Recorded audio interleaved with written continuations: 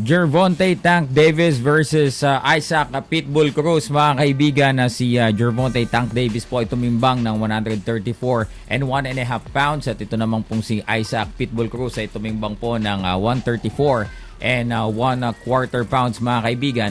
At we have a fight na ang dami pong ding actually ako din akala ko today yan but yes, December 5 in the US will be December 6 po sa atin, so bukas pa nga po yan dito po sa ating bansa At ito kanina, mga kaibigan, itong weigh-in na naganap medyo naging mainit because no one wants to lose his focus first dito sa naganap na stare down after the weigh-in.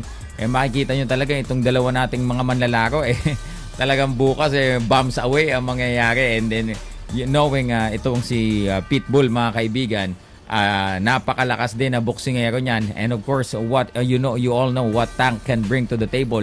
Kaya bukas po expect bombs away, puro bomba ang makikita po nating palitan ng suntukan po kahapon. So ito, panoorin po natin na yung naging mainit na pagharap nila after the official weigh-in. Ito po ay courtesy ng ating pong kaibigan sa Fight Hype diyan po sa US, mga kaibigan.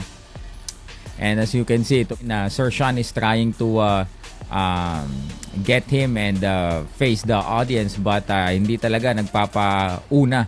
Ayaw mauna na bumaling ng tingin nitong si Isaac Pitbull Cruz. Dahil nga kung sino ang unang bumali ang tingin, parang manatalo ka na kagad dun sa sa Cywar. And we all know na unang bumitaw si Tank Davis so hindi natin alam.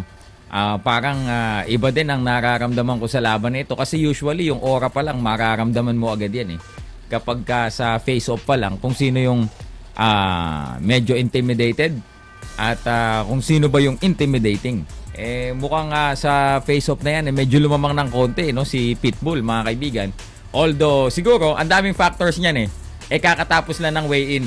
Marahil si Tank gusto nang kumain kasi kita nyo naman mukhang piga din si Tank sa 135, because yung last fight ni Tank, mga kaibigan, sa 140 laban dun kay kay Barrios ito namang si Pitbull, actually for his height maliit siya sa 135 but nako-compensate naman yan nung kanyang power. So abangan po natin bukas ang talagang kapanapanabik na tagpo na yan, Tank Davis versus Tank Davis of the Mayweather Promotions versus Pitbull Cruz ng Manny Pacquiao Promotions. Sino mananaig sa dalawang protege ng mga legends na ito? Yun lamang po, kapanapanabik na laban po yan bukas.